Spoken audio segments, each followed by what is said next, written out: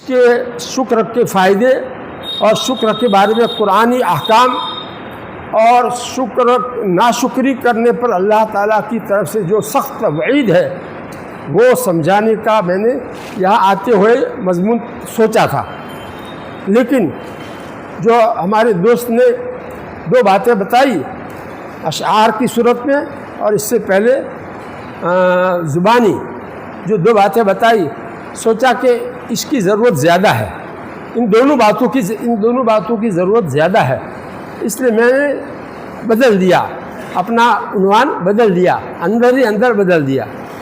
اور پہلی جو بات انہوں نے کہی کہ مسجد کے بیت الخلاء، پیشاب خانے، اسی طرح غسل خانے بھی، اسی طرح وضو خانہ بھی، یہ بہت زیادہ صاف ستھرا رکھنا چاہیے۔ جیسے ہم اپنے گھر میں اپنا غسل خانہ، اپنا بیت الخلاء صاف رکھتے ہیں کہ نہیں؟ بولو، رکھتے ہیں اپنے گھر میں؟ تو اپنے گھر میں جیسے صفائی کرتے ہیں تو اللہ کے گھر میں آ کر کے ہم ایسی گندگی کریں اور اس کو صاف نہ رکھیں؟ حالانکہ حکم کیا ہے؟ نظفوا مساجدکم، اپنی مسجدوں کو صاف ستھرا رکھو۔ اللہ یہ حکم ہے جو ہے، اللہ کے نبی صلی اللہ علیہ وسلم نے حکم دیا ہے کہ مسجدوں کو پاک صاف رکھو۔ دو لفظ فرمائے، پاک بھی رکھو، صاف بھی رکھو۔ پاک کا مطلب یہ ہے کہ ناپاک نہ ہونے دو، لیکن اس کے ساتھ ساتھ دوسرا حکم یہ ہے کہ صاف بھی رکھو، صفائی رکھو، اس میں گندگی نہیں ہونی چاہیے، اس میں صاف مسجد پوری مسجد کا جتنا احاطہ ہے وہ پورا کا پورا صاف ستھرا ہونا چاہیے۔ اللہ تعالیٰ قرآن حدیث میں اللہ تعالیٰ کے بارے میں ہمارے نبی صلی اللہ علیہ وسلم فرماتے ہیں ان اللہ نظیف یحب النظافہ، اللہ تعالیٰ صاف ستھرے ہے اور اللہ تعالیٰ صفائی ستھرائی کو پسند فرماتے ہیں۔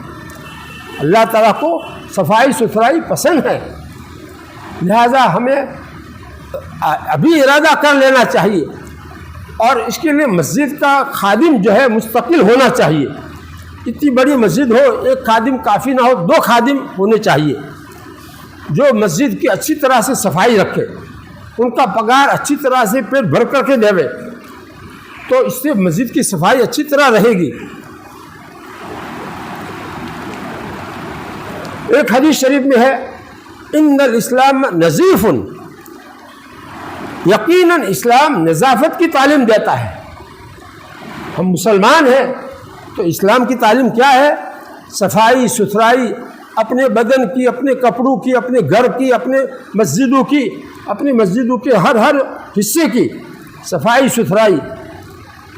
اسی طرح اگر مدرسہ ہے تو مدرسے میں بھی صفائی ستھرائی ہونی چاہیے۔ بہرحال ذرا بھی اس میں جو ہے کچرا یا کہ تھوڑی سی بھی پیروں کے نیچے جو ہے آپ کو مٹی تھوڑی سی بھی ایسی معلوم ہو تو آپ کو برداشت نہ ہو، آپ اس کو برداشت نہ کر سکے اس کو صاف کیے بغیر۔ ایسا ہر ایک کا مزاج ہونا چاہیے۔ خادم جو ہوگا وہ تو صفائی کرے گا، لیکن اس کے باوجود بھی کوئی بعض مرتبہ ضرورت ہوتی ہے، کوئی ایسی اچانک آندھی آ جاتی ہے یا کوئی ایسی چیز بارش آ جاتی ہے، تو اس وقت جو ہے ہم میں سے ہر ایک مکلف ہے، چاہے ہم کو پگار نہیں ملتا ہے، لیکن ہم اپنے آنکھوں سے دیکھ رہے ہیں کہ وضو خانے میں کسی نے بلغم نکالا ہے اور وہ وہاں جمع ہوا ہے اور وہاں سے ہٹا نہیں ہے، تو ہم پانی ڈال کر کے اچھی طرح سے اس کو جو ہے جاری تک پہنچا دیں۔ اس طرح کا مزاج ہمارا ہونا چاہیے۔ اللہ کے گھر کو صاف ستھرا نہیں رکھیں گے تو ہم کیسے کہلائیں گے؟ ذرا سوچو اپنے بارے میں۔ ہمیں اللہ کے گھر سے اتنا تعلق نہ ہو کہ اس کو ہم صاف ستھرا پسند کریں، تو یہ ہمارا مزاج کیا دینی کہلائے گا؟ دین سے بہت دور ہے، ایسا کہلائے گا۔ اپنے کپڑے تو صاف ستھرے رکھتے ہیں، اپنی ٹوپی صاف، اپنی چپل صاف رکھتے ہیں، اور مسجد کے اندر پیشاب خانے، بیت الخلاء ایسی گندگی اس میں ہو، ارے وہاں تو خوشبو آنی چاہیے، وہاں جو ہے کپور کی گولیاں دو جو ہے ایک بیت الخلاء میں اور ایک پیشاب خانے میں جو ہے صفائی کرنے کے بعد وہاں ایسی جگہ لٹکا دی جائے کہ اس کی خوشبو آتی رہے، وہاں کوئی جاوے تو وہاں خوشبو آوے، یہ ہونا چاہیے۔ اللہ تعالی ہم سب کو دین کی صحیح سمجھ عطا فرمائے۔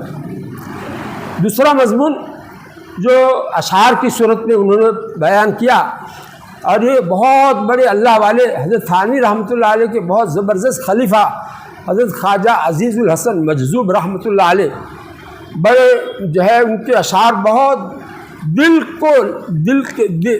کو کی اصلاح کرنے کے لیے اور دل کے اندر سے کچرا صاف کرنے کے لیے بہت مفید اشعار تھے۔ دنیا کے بارے میں اشعار تھے کہ دنیا جو ہے اس میں ہم جی لگائے بیٹھے ہیں اور اس کو بہت زیادہ اہمیت دیتے ہیں اور اس کو آگے رکھتے ہیں، اور دین کی کاموں کو ہم معمولی سمجھتے ہیں، سرسری طور پر کر ڈالتے ہیں، نماز بھی سرسری طور پر جلدی پڑھ لیتے ہیں غفلت کے ساتھ، اور اپنے کاروبار کی زیادہ فکر رکھتے ہیں، اس کی اہمیت زیادہ دیتے ہیں۔ خود قرآن میں اللہ تعالیٰ کیا فرماتے ہیں؟ بل تؤثرون الحیات الدنیا، تم لوگ دنیا کی زندگی کو زیادہ اہمیت دیتے ہو اور اس کو زیادہ آگے رکھتے ہو، اس کو تم جو ہے تمہارے دل میں بٹھائے رکھا ہے، اس کی عظمت کو، اس کی اہمیت کو۔ بل تؤثرون الحیات الدنیا والآخرۃ خیر وابقی، حالانکہ پیچھے آنے والی زندگی آخرت وہ زیادہ باقی رہنے والی، یعنی ہمیشہ باقی رہنے والی ہے، اور اس دنیا کے اندر جو چیزیں ہمارے آرام کی ہے، کھانے پینے کی، پہننے کی، سواریاں وغیرہ، ان سب سے بہت اچھی وہاں پر نعمتیں ہیں۔ خیر کا لفظ اس میں تبدیل کا، والآخرۃ خیر، پہلے خیر کہا پھر آگے وابقی کہا۔ اللہ تعالیٰ نے جنت کی اور آخرت کی نعمتوں کو ایسے انداز سے بیان کیا کہ کوئی دوسرا بیان ہی نہیں کر سکتا۔ چھوٹا سا لفظ ہے لیکن اس کے اندر سب کچھ آ گیا۔ آخرت کیا ہے؟ بہت بھلائی اور بہت اونچی چیزیں ہیں وہاں پر، بہت اونچے درجے کی چیزیں ہیں، ہر چیز وہاں اونچی، کپڑے بھی وہاں کے بہت اونچے، وہاں کی کھانے پینے کے پھل فروٹ ساری چیزیں بہت اونچی، وہاں کی حوریں بھی بہت دنیا کی عورتوں سے بہت اونچی، صاف ستھری، نہ تو کبھی ان کو پیشاب ہوگا، نہ پخانا، نہ جو ہے ناک میں سے ریت نکلے گا، نہ بلغم آئے گا، نہ تھوک آئے گا، اور ان کا بدن اتنا چوکھا اور صاف ہوگا کہ جیسے کانچ ہو، کانچ تو کانچ میں سے اندر کی چیز نظر آتی ہے کہ نہیں، تو ان کی پنڈلی جو بھی پنڈلی، اس کے اندر جو ہڈی ہے، اس ہڈی کے اندر جو گودا ہے وہ گودا بھی باہر سے نظر آئے گا۔ یہ چمڑی اور گوشت اور ہڈی سب کو پاروں پار کر کے ان کی اندر کا جو گودا ہے وہ نظر آئے گا۔ تو بتاؤ وہ کیسی حوریں ہوگی؟ ارے جی للچانا چاہیے کہ نہیں؟ ایسی حوروں کو حاصل کرنے کے لیے تو اس کے لیے کیا کرنا پڑے گا؟ یا اللہ کا سچا بندہ بن کر کے رہنا پڑے گا، اللہ کا نافرمان بن کر کے جو رہے گا اس کے لیے اللہ تعالیٰ کا جیل خانہ، اس کے شایع نشان دوزخ تیار ہے۔ یاد رکھنا بہت بھاری سزا ہے وہاں۔ اور جو آدمی اللہ سے محبت پیدا کرے گا دل میں، اللہ کا ڈر دل میں پیدا کرے گا، اللہ تعالیٰ سے صحیح تعلق دل میں پیدا کر کے اللہ تعالیٰ کے احکامات کی عظمت، اللہ کی عظمت، اللہ کے رسول صلی اللہ علیہ وسلم کی عظمت، محبت اپنے دل میں پیدا کر کے ان کے احکامات پر عمل کرے گا، کرنے کے کاموں کو کرے گا، بچنے کے کاموں سے بچے گا، تو ایسے آدمی کے لیے اللہ تعالیٰ کا شاہی مہمان خانہ جنت کی اندر بھی الگ الگ بہت سے درجے ہیں۔ تو فرسٹ کلاس کی جنت جس کو چاہیے تو اس کے لیے جو ہے ہماری 24 گھنٹے کی زندگی اسلامی ہونی چاہیے، کوئی کام ہمارا اسلام کے خلاف نہیں ہونا چاہیے۔ اس کے لیے علم کی ضرورت ہے، دین کا علم ہی نہیں ہے تو کہاں سے تم جو ہے جانو کہ کیا کون سے کام سے اللہ تعالیٰ خوش ہوتے ہیں، ہماری زبان کا کون سا بول اللہ کو ناپسند ہے، یہ کیسے پتہ چلے گا تم کو علم کے بغیر؟ اس کے لیے علماء کی صحبت اختیار کرو، علماء کے پاس جاؤ اور ان سے پوچھو جو ہے بھائی وضو کون سی چیزوں سے ٹوٹ جاتا ہے، نماز کون سی چیزوں سے ٹوٹ جاتی ہے، ایسی باتیں سوالات کرو جا کر کے۔ دارالفتہ یہاں موجود ہے مسجد ابراہیم کے اندر، ماشاء اللہ میں نے دیکھا، بہت خوشی ہوئی، وہاں کتابیں بہت شاندار رکھی ہوئی ہے، اور اگر آپ لوگ یہاں نہیں فائدہ اٹھاؤ گے تو اللہ تعالیٰ دیکھ رہے ہیں کہ میرے بندے جو ہے کتابیں لے کر مفتی حضرات وہاں وقت دیتے ہیں اور یہاں سے کوئی جاتا ہی نہیں پوچھنے کے لیے، تو کیسے تم کو دین کا علم کیسے آئے گا؟ دین کی ضروری علم۔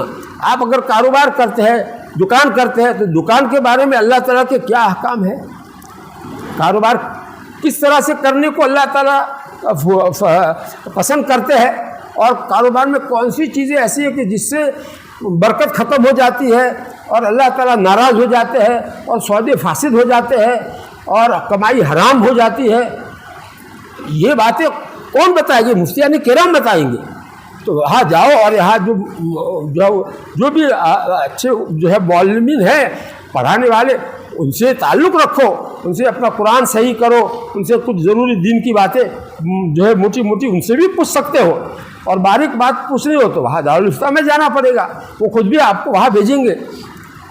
بہرحال یہ تو بات بہت دور چلی گئی، اصل بات یہ کہنا چاہتا تھا کہ قرآن میں اللہ تعالیٰ نے دنیا کی حقیقت سمجھائی ہے، اور اللہ تعالیٰ نے تمام انبیاء کرام کو، حضرت آدم علیہ السلام سب سے پہلے نبی، وہاں سے لے کر کے آخری نبی ہمارے پیارے نبی محمد مصطفیٰ صلی اللہ علیہ وسلم تک تقریباً 1.25 لاکھ جو بھی انبیاء آئے، ان کو کیوں بھیجا اللہ تعالیٰ نے؟ بولو، اسی لیے بھیجا کہ دنیا میں لوگ دھوکہ نہ کھاوے، یہ دنیا کا نفع نقصان سامنے ہے، اس کی وجہ سے لوگ دھوکہ کھائیں گے۔ اللہ تعالیٰ جانتے تھے کہ میرے بندے اس میں دھوکہ کھا جائیں گے اور اس کے پیچھے اپنے آپ کو لگا دیں گے، اور آخرت سامنے نہیں ہے، نظر نہیں آتی، وہاں کی نعمتیں، وہاں کا عذاب سامنے نہیں ہے، تو اس لیے اس کو بھول جائیں گے اور اس کو جو پیچھے ڈال کر کے دنیا کے پیچھے پڑ جائیں گے، دنیا کو کمانے کی بہت زیادہ اہمیت دے دیں گے۔ اس کے لیے اللہ تعالیٰ نے انبیاء کرام کا سلسلہ شروع سے آخر تک قائم رکھا، اور آسمان سے کتابیں اتاری، بڑی بڑی کتابیں اور چھوٹی چھوٹی کتابیں، طرح طرح کی کتابیں اتاری، بڑی بڑی 4 مشہور کتابیں ہیں، اس میں آخری کتاب قرآن مجید، وہ اسی پر عمل کرنے سے ہم جو ہے جنت پا سکتے ہیں، دوزخ کے عذاب سے بچ سکتے ہیں، قبر کے عذاب سے بچ سکتے ہیں، دنیا میں ہم کو سچا سکون، حقیقی سکون مل سکتا ہے، سچی عزت مل سکتی ہے۔ اس کے لیے ہمارے پاس قرآن مجید اور اس کی تشریحات ہمارے نبی صلی اللہ علیہ وسلم نے احادیث کے ذریعے سے جو کی ہے، وہ احادیث، یہ 2 چیزوں کا علم ضرورت کے مطابق ہر ایک مسلمان کے اوپر فرض ہے، اور یہ ہمارے نبی صلی اللہ علیہ وسلم فرما گئے ہیں۔ کیا فرمایا ہے؟ طلب العلم فریضۃ علی کل مسلم، کہ دین کا علم ضرورت کے مطابق جس سے آدمی 24 گھنٹہ اللہ کے حکم کے مطابق گزار سکے، بولنے کے بارے میں کیا حکم ہے، دیکھنے کے بارے میں کیا احکام ہے، سننے کے بارے میں کیا احکام ہے، ہاتھ سے کام کاج کرنے کے بارے میں کیا احکام ہے، پیر سے چلنے کے بارے میں ہمارے نبی صلی اللہ علیہ وسلم کیسا چلتے تھے، اور ہم کو ایسا چلنا آتا نہیں ہے تو علماء سے جا کر پوچھو، وہ بتائیں گے کہ ہمارے نبی صلی اللہ علیہ وسلم کا لباس کیسا تھا، ان کا کھانا پینا، ان کا سونا جاگنا کیسا تھا، بیویوں کے ساتھ ان کا سلوک کیسا تھا، اور اپنے جو ہے مسلمانوں کے ساتھ کیسا تعلق تھا۔ یہ ساری باتیں سیکھنے کی ہے۔ جو آدمی اس کو معلوم کر کے اس پر عمل کرے گا، وہ آدمی دنیا میں بھی سچی عزت اور جو ہے سکون والی روزی پائے گا، عافیت والی روزی پائے گا، برکت والی روزی پائے گا۔ اس کی اولاد اس برکت والی روزی کو کھا کر کے اس کی فرما بردار بنے گی۔ ابھی جو ہماری اولاد نافرمان بنی ہوئی ہے، کیوں؟ ہم نے ان کو حلال روزی نہیں کھلائی، ہم نے اپنی بیوی سے صحبت کرنے سے پہلے جو مسنون دعا ہے وہ نہیں پڑھی، اس کی وجہ سے شیطان کا زور ہماری اولاد کے اوپر چل گیا۔ ہمارے نبی صلی اللہ علیہ وسلم فرماتے ہیں اذا اتی احدکم اہلہ، جب تم میں سے کوئی اپنی بیوی کے پاس اپنی ضرورت پوری کرنے کے لیے جاوے اور اس وقت کہے بسم اللہ اللہم جنبنا الشیطان وجنب الشیطان ما رزقتنا، اللہ کے نام سے شروع کرتا ہو. کپڑے اتارنے سے پہلے آدمی اس طرح یہ دعا پڑھے تو اس دعا کا فائدہ کیا ہوگا اس کا ترجمہ پہلے سن لو کہ اے اللہ اس جو ہے صحبت کے نتیجے میں جو بھی اولاد آپ ہم کو دے اس کو شیطان سے بچا لیجئے اور ہم کو بھی شیطان سے بچا لیجئے، ہم دونوں کو بھی شیطان کے شر سے بچا لیجئے. ہمارے نبی صلی اللہ علیہ وسلم اس دعا کا فائدہ بتاتے ہیں کہ جو یہ دعا پڑھ کر کے اپنی بیوی کے سے جو اپنی ضرورت پوری کرے گا تو اس اولاد کو شیطان نقصان نہیں پہنچا سکے گا، اس کو ایمان پر خاتمہ ضرور ہی ہوگا، اس کو گمراہ نہیں کر سکے گا، شیطان کی اس کے اوپر نہیں چلے گی. بتاؤ کتنا بڑا فائدہ. ہمارے نبی صلی اللہ علیہ وسلم غیب کی باتیں اللہ کی طرف سے وحی کے ذریعے سے بتا رہے ایسی باتیں. ہم لوگ ایسی باتوں کو جانتے ہی نہیں ہیں، اپنی خواہش پوری کر دیتے ہیں جس طرح سے ہو. تو یہ اس میں کیا احکام ہے؟ اگر بیوی حیض کی حالت میں ہے تو اس سے صحبت کرنا حرام ہے، پیچھے کے راستے سے صحبت کرنا حرام ہے، اس پر لعنت آئی ہے. یہ ساری باتیں کیا ہے؟ احکام ہے، قرآن و حدیث کے احکام ہے، ہم اس کو جانتے ہی نہیں اور پتہ نہیں کیا کیا جو ہے تنہائی میں میاں بیوی اللہ کی نافرمانی کرتے ہیں جس کی بنا پر اولاد نافرمان پیدا ہوتی ہے. اس لیے بھائی جو ہے دنیا کو معمولی اور حقیر سمجھو. الدنیا ملعونۃ وملعون ما فیہا. اللہ حدیث ہے، اللہ کے نبی صلی اللہ علیہ وسلم فرماتے ہیں کہ اللہ تعالیٰ اتنے بڑے مہربان رحمان و رحیم، بے حد مہربان اور رحیم، سب سے زیادہ بہت زیادہ رحم کرنے والے، ارحم الراحمین، تمام رحم کرنے والوں میں سب سے زیادہ رحم کرنے والے، اتنے بڑے رحم کرنے والے اللہ تعالیٰ ہے. لیکن یہ دنیا اللہ کی نظر سے گری ہوئی ہے، اللہ کی رحمت میں اس کے لیے کوئی جگہ ہی نہیں ہے.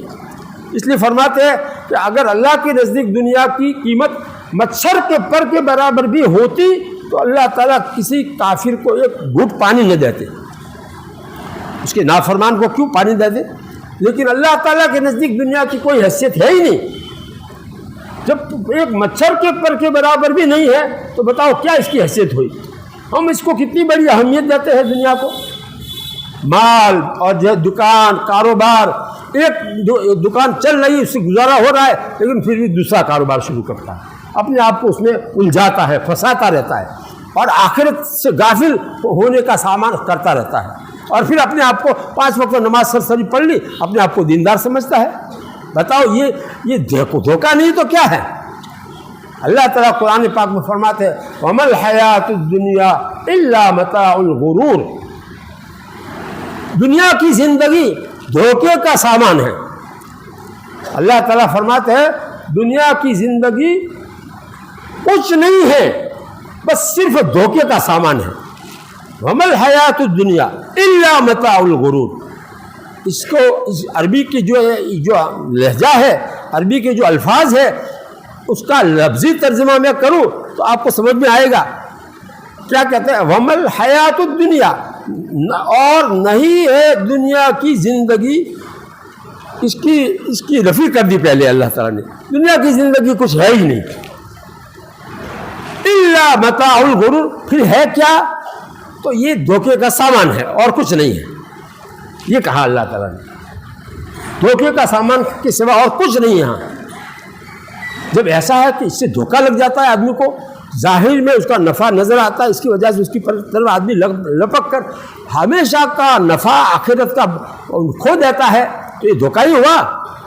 اس کا نقصان کو زیادہ اہمیت دیتا ہے، اس سے بچنے کی زیادہ اہمیت دیتا ہے اور قبر کے عذاب سے بچنے کی اہمیت نہیں دیتا ہے. گناہ کر ڈالتا ہے، جلدی پیشاب کر کے پانی ڈال کر کے کھڑا ہو جاتا ہے اور پیشاب کے قطرے پھر آتے ہیں تو کپڑا ناپاک، بدن ناپاک، نماز نہیں ہوتی.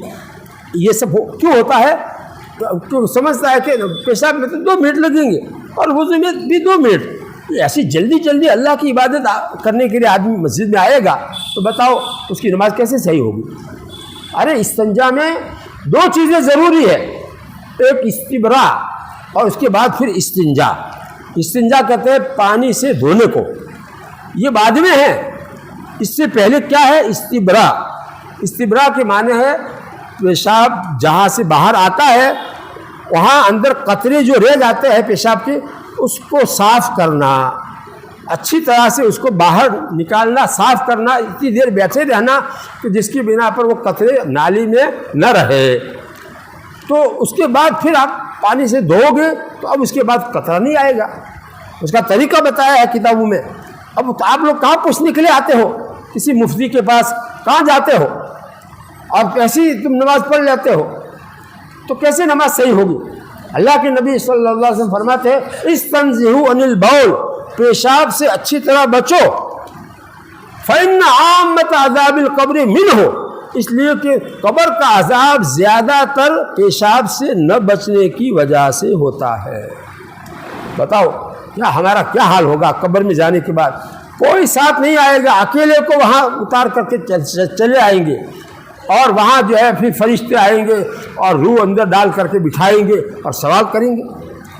اب آدمی اللہ کی نافرمانی کرتے ہوئے گیا ہے، داڑھی منڈا کر کے گیا ہے، تو ہمارے نبی کے بارے میں تیسرا سوال جب ہوگا تو ہمارے نبی بھی اس کی طرف سے منہ پھیر دیں گے، اس کو میری شکل پسند نہیں تھی، میرا امتی ہے کہاں یہ، تو اس کی طرف سے منہ بھی ہٹا دیں گے۔ بتاؤ وہاں کون بنے گا ہمارا؟ اس لیے جو بھی حضرات داڑھی منڈاتے یہ حرام ہے، اور 24 گھنٹے کا یہ گناہ ہے، اور اوپن گناہ ہے، سب کے سامنے آدمی گناہ کر کے پھرتا ہے، اس لیے یہ بہت بھاری گناہ ہے۔ اس کو سمجھو یہ حرام درجے کا گناہ ہے، 24 گھنٹے کا گناہ ہے، چاہے نماز پڑھ رہا ہو، چاہے بیت اللہ کا طواف کر رہا ہو، تب بھی وہ اللہ کی نافرمانی کی حالت میں ہے۔ بتاؤ کتنا بھاری گناہ ہوا۔ اور کوئی گناہ آدمی چھپ کر کرتا ہے، اللہ کے سامنے توبہ کر لیتا ہے، اور یہاں تو کھلم کھلا سب کے سامنے گناہ کرتا ہوا آتا ہے، لوگوں سے ملتا ہے، اور لوگ بھی اس کے ساتھ اچھی طرح سے ہنسمکھ طریقے سے ملتے ہیں۔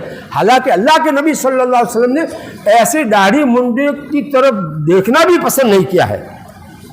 اللہ کے نبی صلی اللہ علیہ وسلم کے پاس 2 آدمی آئے، اس زمانے میں کسرا کی جو حکومت تھی، فارس کی جو حکومت تھی، وہ آگ کی پوجا کرنے والے کی حکومت تھی، وہاں سب لوگ آگ کی پوجا کرنے والے تھے، بادشاہ بھی ایسا تھا۔ اور وہ اس زمانے کی سپر پاور 2 حکومتیں جو تھی، اس میں سے ایک حکومت یہ تھی، تو اس بادشاہ نے 2 قاصد بھیجے، تو اللہ کے نبی صلی اللہ علیہ وسلم کے پاس پیغام لے کر کے 2 آدمیوں کو بھیجا۔ اللہ کے نبی صلی اللہ علیہ وسلم نے دیکھا کہ یہ دونوں آدمی داڑھی منڈے ہیں اور مونچھیں بڑی بڑی ہے، تو آپ نے منہ پھیر لیا، ان کی طرف سے منہ پھیر لیا، کوئی دیکھنا پسند نہیں کیا۔ معلوم ہوا کہ ہمیں بھی کسی داڑھی منڈے کو دیکھ کر کے اس کی طرف سے منہ پھیر لینا سنت ہے، وہاں سنت ہوئی کہ نہیں؟ سنت ہے، اور ہم اس کے سامنے ہنستے منہ ملتے ہیں۔ تو اللہ کے نبی کے اثر سے اور سنت کے خلاف ہم کرتے ہیں کہ نہیں کرتے؟ کہاں سے ہمارے اوپر ہمارے حالات کہاں سے اچھے ہوں گے؟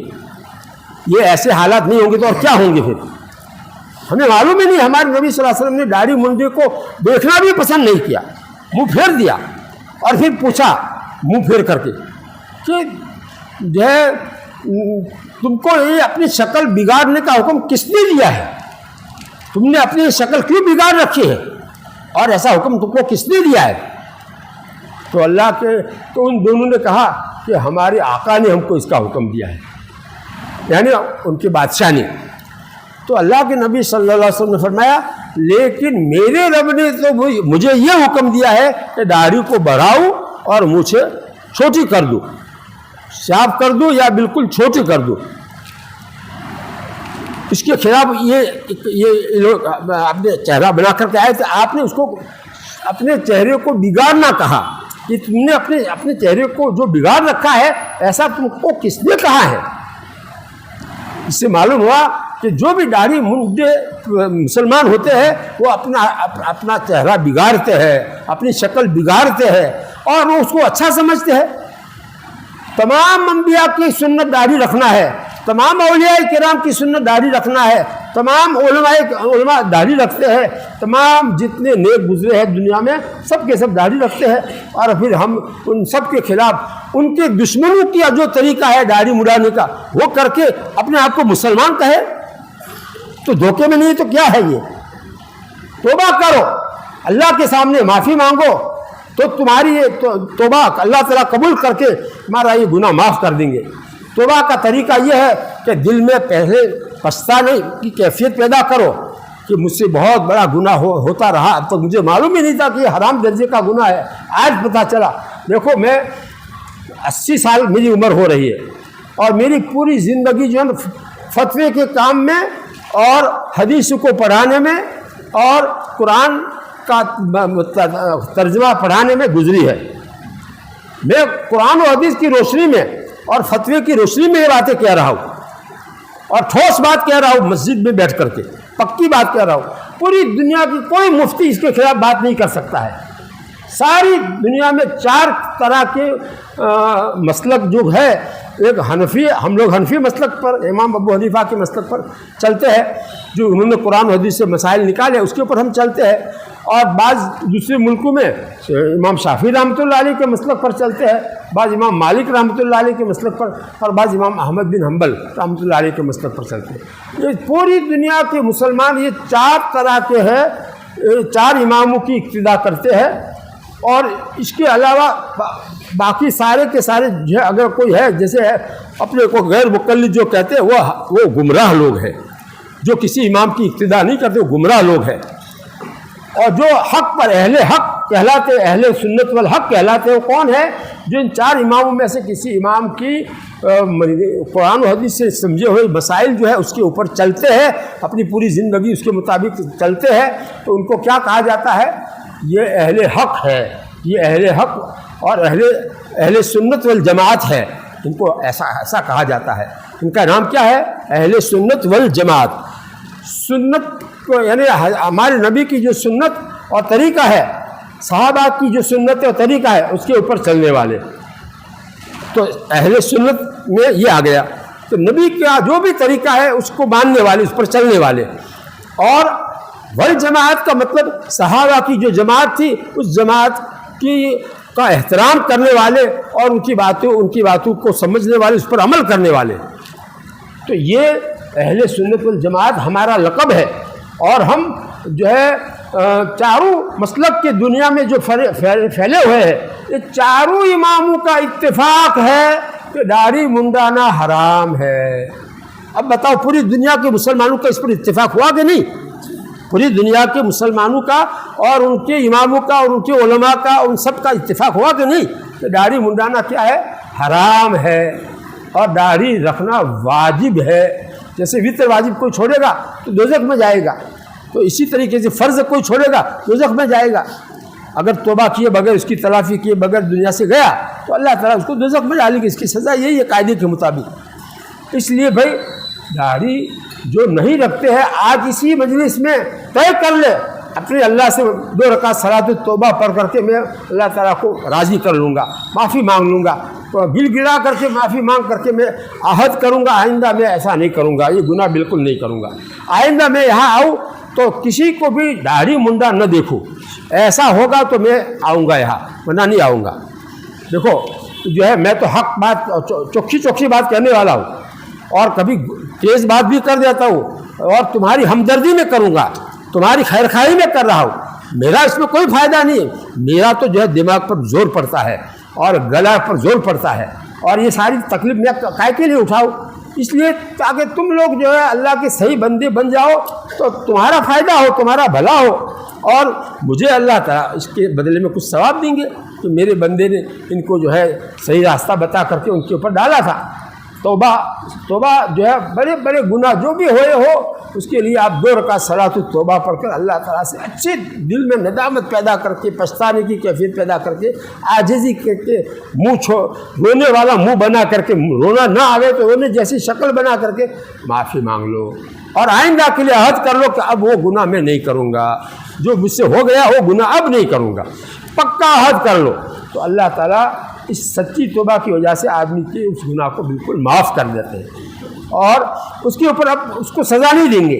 جو کبھی دنیا میں موقع ہے توبہ کا راستہ کھلا ہے، اور توبہ جو ہے بہت بڑا انعام ہے اللہ تعالیٰ کا ہمارے اوپر، اس کی قدر کر لو، اس کے ذریعے سے ہم اپنے گناہوں سے پاک صاف ہو جاؤ، اور آئندہ بھی گناہوں سے بچنے کا پورا اہتمام کرو۔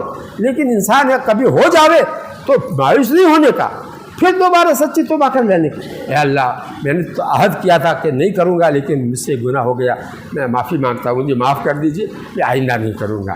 ایسی بار بار توبہ ٹوٹے تو مایوس نہیں ہونے کا، اللہ تعالیٰ بڑے رحمت والے ہیں، اگر سچی توبہ بار بار کرو گے تو اللہ تعالیٰ کو تم بہت پسند آؤ گے۔ ان اللہ یحب التوابین، قرآن میں اللہ تعالیٰ فرماتے ہیں کہ اللہ تعالیٰ بار بار توبہ کرنے والوں کو اپنا محبوب، اپنا دوست بنا لیتے ہیں۔ اللہ کا دوست بننا ہو تو بار بار توبہ ٹوٹے تو مایوس نہیں ہونے کا، بار بار توبہ کرنے کی، اور سچی توبہ کرنے کی، سرسری توبہ نہیں، سچی توبہ کرنے کی۔ کرو گے ماشاء اللہ۔ اذان کا وقت 8:45 کا ہے، 8:45 کا ہے، تو ابھی 15 منٹ باقی ہے۔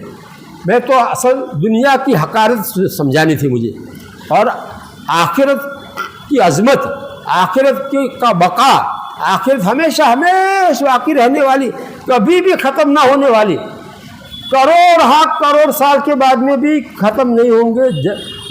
آخرت میں جو چلے گئے، چاہے جنت میں ہو یا دوزخ میں ہو، وہ ہمیشہ کے لیے رہیں گی، کبھی ان کو موت نہیں آئے گی۔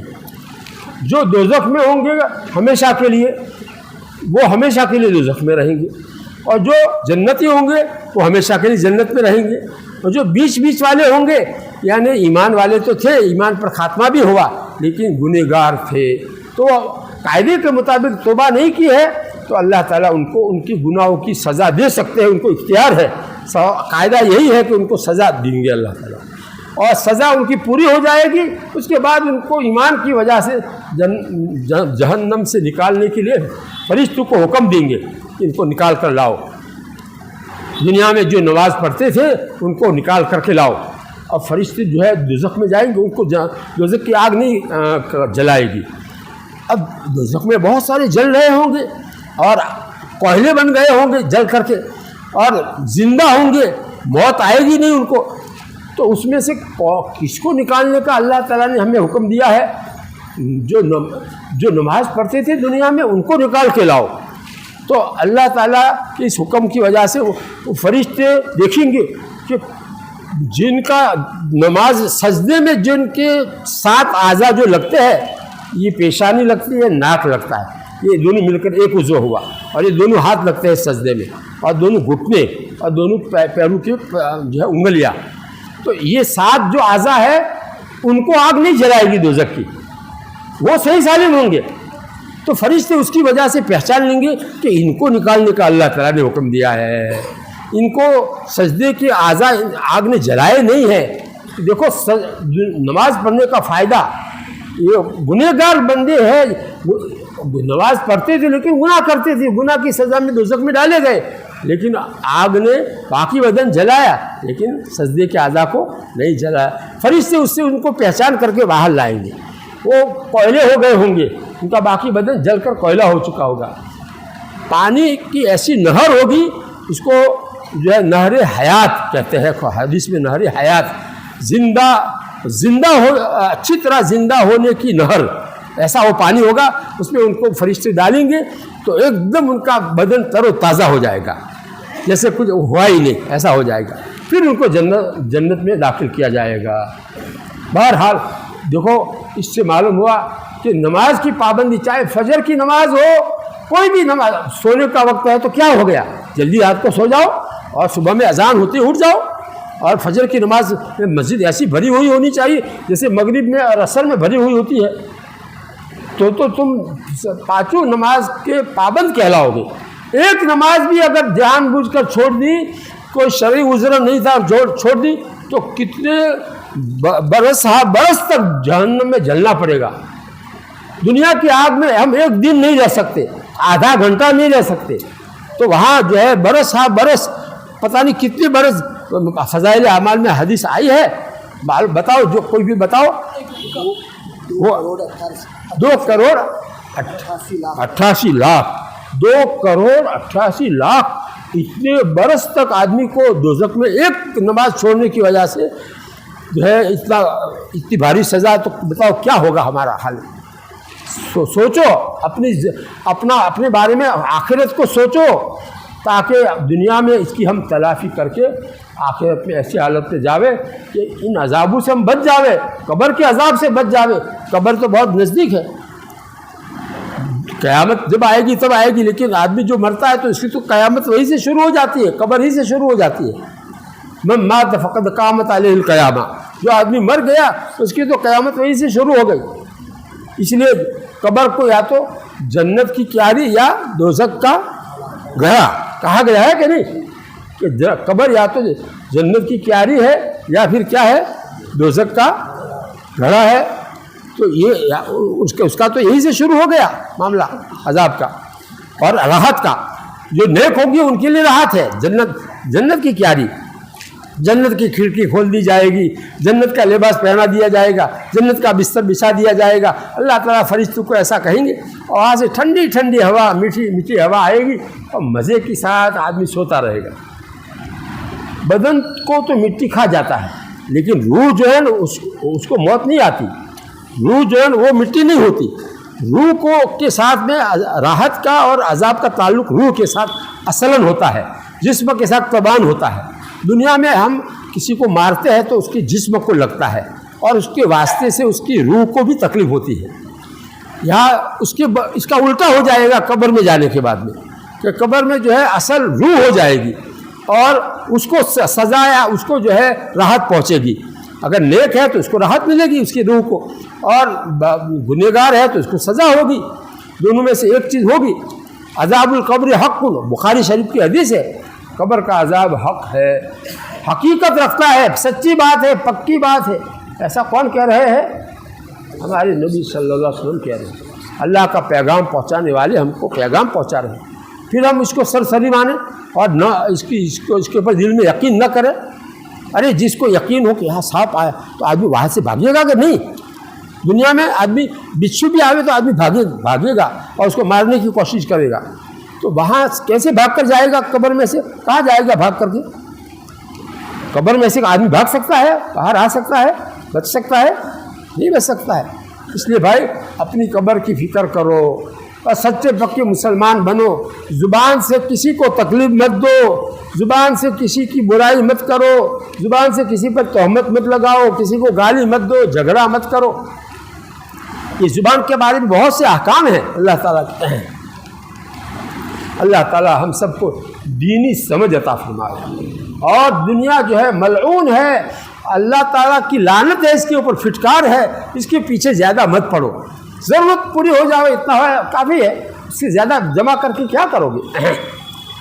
تمہارے پیچھے کھانے والے کھائیں گے اور تم جھوٹ بول کر کے اور جو ہے عیب چھپا کر کے اس کو بیچو گے، دھوکہ دو گے لوگوں کو، تو یہ اس کی سزا تم کو بھگتنی پڑے گی۔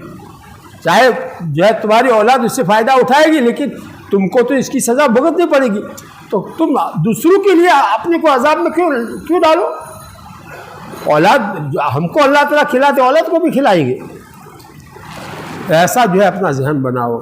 دیکھو اللہ کے احکامات میں بیوی کا حق بھی ہے، بیوی کو کوئی تکلیف نہیں دینی چاہیے، بیوی کے ساتھ اچھا سلوک کرنا چاہیے، بیوی کی سب ضرورتیں پوری کرنا شوہر کے ذمے ہے۔ لیکن ماں باپ کے ساتھ وہ بیوی رہتی ہے، وہاں ہماری بہن بھی رہتی ہے، بہنیں بھی رہتی ہے، اور ان کے ساتھ اس کی بنتی نہیں ہے، جھگڑے ہوتے رہتے ہیں، اور بیوی جو ہے شوہر سے کہتی رہتی ہے کہ اپنے جھگڑا تھوڑے سے اپنے الگ رہیے، جب بھاڑا جو مکان ہوگو اپنے الگ رہیے۔ ایسا اگر بیوی کا کہنا ہو تو اللہ کا حکم یہ ہے کہ بیوی کو الگ رکھ، مکان کرائے کا لے کر کے الگ رکھ تو، اور یہاں جھگڑے میں اس کو مت رکھ۔ جب بیوی کو تکلیف ہے یہاں پر ساتھ رہنے میں، تو اللہ تعالیٰ کا حکم یہ ہے کہ بیوی کو الگ سے رہنے کے لیے انتظام شوہر کے ذمے ہے۔ کرائے کا مکان چاہے اپنا ذاتی نہ ہو، کرائے کا مکان لے۔ اب یہ سب احکام ہیں، آج ہم لوگ ان احکام کو جانتے ہی نہیں ہیں۔ ماں باپ کا حق بھی ادا کرنا ہے، ماں باپ کو ناراض نہیں کرنا ہے، ماں باپ کی خدمت بیوی اگر کرے گی تو اس کا احسان ماننے کا. بیوی جو ہے یہ سمجھ کر کہ یہ میرے شوہر کے ماں باپ ہیں، میں ان کو خوش رکھوں تو میرا شوہر مجھ سے خوش رہے گا. اس طرح سے اگر وہ خدمت کرتی ہے، اس لیے کہ شوہر اپنی بیوی کو خوش رکھتا ہے، اس کو بہت زیادہ اس کی خیال رکھ کر کے اس کو خوش رکھتا ہے بیوی کو، تو اس لیے بیوی بھی شوہر کو خوش رکھنا چاہتی ہے. اس لیے اگر وہ ساتھ رہتی ہے، جھگڑے نہیں ہے تو کوئی حرج نہیں، رہے ساتھ میں، کیا حرج ہے. لیکن اگر آپس میں بنتی نہیں ہے، جھگڑے ہوتے ہیں، تو پھر اس صورت میں الگ رہنا ہی کا حکم ہے. اور ماں باپ کا حق ادا کرنے کا بھی حکم ہے کہ لڑکا جو ہے وہ اپنے ماں باپ کے گھر جاوے، ان سے ملے، ان کی کوئی بھی ضرورت ہو پوری کرے، مالی اعتبار سے یا جسمانی اعتبار سے کوئی بھی ضرورت ہے ان کی پوری کرے. یہ لڑکے کے ذمہ ہے. بہو اگر بنتی نہیں ہے تو بہو کو الگ رکھے، بہو کے ذمہ نہیں ہے. یہ خدمت ماں باپ کی، شوہر کے ماں باپ کی خدمت کرنا بہو کے ذمہ واجب نہیں ہے. اگر خوشی سے کرتی ہے تو اس کا احسان ماننا چاہیے اور اس کو اس پر خوش رکھ کر کے اس کو آمادہ کرنا چاہیے. ٹھیک ہے، اچھا ہے، ایسا محبت کے ساتھ رہتے ہیں تو بہت اچھا ہے. لیکن اگر نہ ہو تو پھر اس صورت میں کیا کرنے کا حکم ہے، شریعت کا حکم کیا ہے وہ بھی تو معلوم ہونا چاہیے اور اس کے مطابق ہمیں چلنا چاہیے. اس میں سکون ملے گا، جھگڑے ختم ہوں گے اور آپس میں ایک دوسرے کی قدر پیدا ہوگی. ہم لوگ ایسی باتوں کو جانتے ہی نہیں. دیکھو، میں مفتی ہونے کی وجہ سے ساری باتیں جان کر، ٹھوس باتیں، یہ باتیں پکی باتیں ہیں، ٹھوس باتیں، اور وہ علل اعلان کہتا ہوں سب کے سامنے. اس کی ضرورت ہے امت کو، اور امت کو یہ باتیں کوئی بتاتا نہیں ہے، اور ایک ہی طرح کی باتیں، فضائل ہی کی باتیں ہی جو ہے بیان کرتے، سنتے اکتا گئے ہیں لوگ، اور ایسی ضروری باتیں جو ہے وہ لوگوں کے سامنے آتی نہیں ہیں. تو میری ذمہ داری ہے، میں جانتا ہوں اچھی طرح سے، اور اللہ تعالیٰ نے مجھے ہمت دی ہے اچھی طرح سے آسان کر کے سمجھانے کی، تو میں سمجھاتا ہوں تاکہ میری پکڑ اللہ تعالیٰ کے وہاں نہ ہو، میں چھوٹ جاؤں. تم پھر چاہے تو عمل کرو، نہ کرو، تم جانو. کرو گے تو تمہارا فائدہ، نہیں کرو گے تمہارا نقصان، تمہاری پکڑ ہوگی. میں نے تو اپنے جو ہے سر سے اتار دیا، تمہارے اوپر سارا تمہارے اوپر بوجھ عمل کرنے کا تمہارے اوپر آ گیا. میں نے کوئی چیز باقی نہیں رکھی. ابھی تھوڑے وقت میں جتنا بیان کر سکتا ہوں اتنا جو ہے ادھر ادھر جو ہے کوئی چاہے ایک موضوع پر بات نہ ہو لیکن ضروری باتیں ہیں ساری. اس لیے اس کو سب کے سامنے کون لائے گا، کب لائے گا؟ ایک ہی موضوع پر ساری باتیں ہوتی رہے گی تو پھر دوسرے سارے موضوع دین کے ذہن چھٹ جائیں گے. تو اپنے پڑوسیوں کا کیا حق ہے؟ حدیث میں اللہ کے نبی صلی اللہ علیہ وسلم فرماتے ہیں واللہ لا یؤمن، واللہ لا یؤمن، واللہ لا یؤمن. 3 مرتبہ فرمایا. اللہ کی قسم وہ آدمی مومن نہیں، اللہ کی قسم وہ آدمی مومن نہیں، اللہ کی قسم وہ آدمی مومن نہیں. صحابہ نے عرض کیا کہ اے اللہ کے رسول، کس کے بارے میں آپ ایسا فرماتے ہیں؟ تو آپ نے فرمایا اس کے بارے میں یہ کہہ رہا ہوں جس کے پڑوسی اس کی وجہ سے پریشان ہو. جس آدمی کی وجہ سے اس کے پڑوسی پریشان ہو اور تکلیف میں ہو، اس آدمی کے بارے میں ایسا کہہ رہا ہوں. معلوم ہوا کہ ہمیں اپنے پڑوسیوں کے ساتھ اچھا سلوک کرنا چاہیے، اچھا برتاؤ رکھنا چاہیے، اور ان کی جو بھی کوئی کام کاج ہو تو اس میں ان کو ہماری طرف سے مدد ہونی چاہیے. وہ خوش رہیں گے تو اللہ کا یہ ہمارے بارے میں اللہ کے نبی جو فرماتے ہیں اس وعید سے ہم نکل جائیں گے. اسی طرح رشتہ داروں کا کتنا بھاری حق ہے ہمارے اوپر، ماں باپ کا کتنا بھاری حق ہے.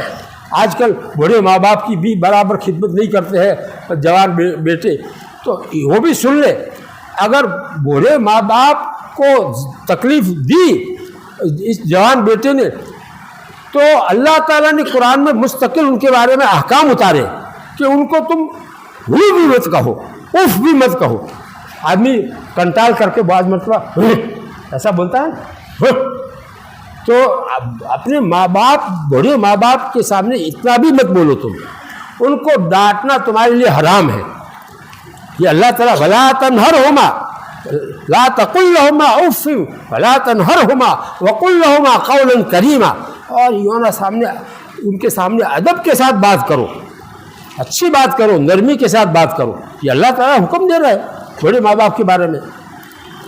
ان کے لیے دعا کرو اللہ تعالیٰ سے رب ارحمہما کما ربیانی صغیرا، اے اللہ میرے ماں باپ نے بچپن میں مجھے پالا، جب میں بالکل پیدا ہوا تھا چھوٹا سا تھا، مجھے کچھ ہوش نہیں تھا، میرے ماں باپ نے مجھے سنبھالا اور مجھے پاک صاف کر کے جو ہے پیشاب پخانا سب دھو کر کے اچھے کپڑے پہنا کر کے کھلا پلا کر کے مجھے بڑا کیا، تو اے اللہ ان کے اوپر آپ رحم کیجیے، میرے ماں باپ پر آپ رحم کیجیے۔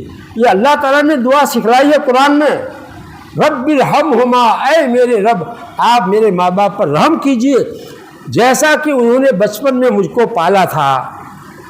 آپ اپنے بچوں کو پالتے ہو، کس طرح پالتے ہو، کتنی تکلیف اٹھاتے ہو، ان کے لیے بیمار ہو جاوے کیسی فکر ہو جاتی ہے، کتنا خرچہ کرتے ہو ان کے پیچھے، تو تمہارے پیچھے تمہارے ماں باپ نے کتنا خرچہ کیا ہوگا، کتنی تکلیف اٹھائی ہوگی، اپنی نیند قربان کی ہوگی، اس کو ہم سوچیں بیٹھ کر کے اور ان کا حق ادا کرے، ان کو خوش رکھے، ان کو ہر حال میں ان کی کوئی بھی تکلیف ہو اس کو دور کرنے کی پوری کوشش کرے۔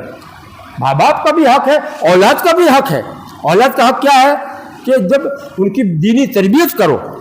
آج ماں باپ جو ہے اپنے اولاد کی دینی تربیت نہیں کرتے، جس کی بنا پر وہ موبائل میں مشغول ہو کر کے بے دین بن جاتے ہیں، اس کی وجہ سے وہ برے لڑکوں کے ساتھ پھر کر کے بے دین بن جاتے ہیں، بے نمازی بن جاتے ہیں، ان کی زندگی دین سے ہٹ جاتی ہے اور پھر وہ ماں باپ کے بھی نافرمان بن جاتے ہیں۔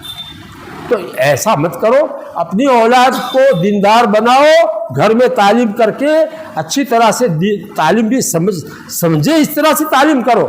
آپ خود کتاب پہلے سے دیکھ کر کے خود سمجھو اور اس کو آسان طریقے سے کس طرح میں سمجھاؤں گا تو یہ سمجھ میں آئے گا ان کو۔ یہ سب محنت کر کے تم خالی کتاب لے کر بیٹھ گئے، تلاوت کر لی اس کی، اس سے کیا سمجھ میں آئے گا؟ اس کو سمجھاؤ۔ تعلیم تو سمجھانے کی چیز ہے، تو تعلیم صرف عبارت پڑھنے کا نام نہیں ہے، قرآن تھوڑی ہے کہ اس کی تلاوت پر ثواب ملے گا، سمجھانے پر جو ہے فائدہ ہوگا۔ چاہے مسجد کی تعلیم ہو چاہے گھر کی تعلیم ہو، اچھی طرح سمجھاؤ گے تو ان کو سمجھ میں اللہ کے احکام، آخرت کیا چیز ہے، قبر کیا ہے، سمجھ میں آئے گا ان کو، جنت کیا ہے، دوزخ کیا ہے، کب اور میدان حشر میں کیا کیا احوال پیش آنے والے ہیں، یہ ساری باتیں ان کے سامنے آئے گی تعلیم کے ذریعے سے۔ روزانہ 10-15 منٹ سمجھا کر کے تعلیم گھر میں کرو گے تو گھر میں سب بچے، بیوی اور ماں باپ جو جتنے رہتے ہیں ان سب کا دینی ذہن بنے گا۔ سب سے پہلے ان کا ذہن دینی بنے گا، آخرت کی فکر آئے گی، اچھی طرح نماز پڑھیں گے، پابندی سے جو ہے تلاوت کریں گے، اللہ کا نام لیں گے اور گناہوں سے بچیں گے۔ اور کیا چاہیے؟ گناہوں سے بچنا بہت بڑی بات ہے۔ تو یہ کام کرنے کے بھائی دیکھو، میں نے کوئی خاص موضوع تیار نہیں سوچا نہیں تھا، کوئی کتاب نہیں دیکھی تھی، لیکن اللہ تعالیٰ کہلوا رہے ہیں جو باتیں تمہارے فائدے کی، اللہ تعالیٰ کہلوا رہے ہیں۔ اگرچہ میرا لہجہ تھوڑا تیز ہو رہا ہے لیکن تمہارے فائدے کے لیے ہو رہا ہے۔ میں ایسے ہی لہجہ تیز نہیں کرتا ہوں، جب دیکھتا ہوں کہ یہاں لہجہ تیز کرنے کی ضرورت ہے تاکہ بیچارے ہمارے ایمان والے بھائی جو ہے وہ ان گناہوں سے بچ جاوے، توبہ کر لے اور اللہ کے نیک بندے بن جاوے، تو دنیا میں بھی سخی اور قبر میں بھی سخی رہے۔ اس لیے میں تمہاری ہمدردی میں کہتا ہوں، معاف کرنا اگر آپ کو تکلیف ہوئی ہو میری جو ہے تیز لہجے کی وجہ سے، تو اللہ کے لیے مجھے معاف کر دینا۔ معاف کر دو گے؟ بس اتنا ہی، اس کا مطلب یہ ہے کہ بہت زیادہ تکلیف پہنچی دی سے اتنا بٹے آہستہ آہستہ ابو کے جواب بولا، ارے مجھے اللہ کے لیے معاف کر لو بھائی، ہاں میں تو آپ کے فائدے کے لیے بول رہا ہوں زور سے۔ ہاں اب دیکھو اذان کا وقت ہو گیا ہے، اس لیے وضو کر لو، مجھے بھی وضو کرنا ہے، آپ کو بھی وضو کرنا ہے، اور جن کا وضو ہو وہ مسجد سے باہر نہ جاوے، وہ صفوں میں بیٹھ جاوے اور جو ہے اذان کا جواب دے، پھر بس سنتیں پڑھ لے، جن کا وضو ہو لائن سے صفحے بناوے، اگلی کوئی سب خالی ہو اس کو پر کر کے پھر دوسری نئی سب شروع کرے، اس طرح سے باوضو لوگ اس طرح سے بیٹھ جاوے، اور بے وضو لوگ ہی صرف باہر جاوے اور وہ بھی کسی سے بات نہ کرے، صرف وضو کر کے سیدھے مسجد میں آ جاوے، تو انشاءاللہ تکبیر اولیٰ سب کو ملے گی۔ کرو گے؟ سبحان اللہ و بحمدہ۔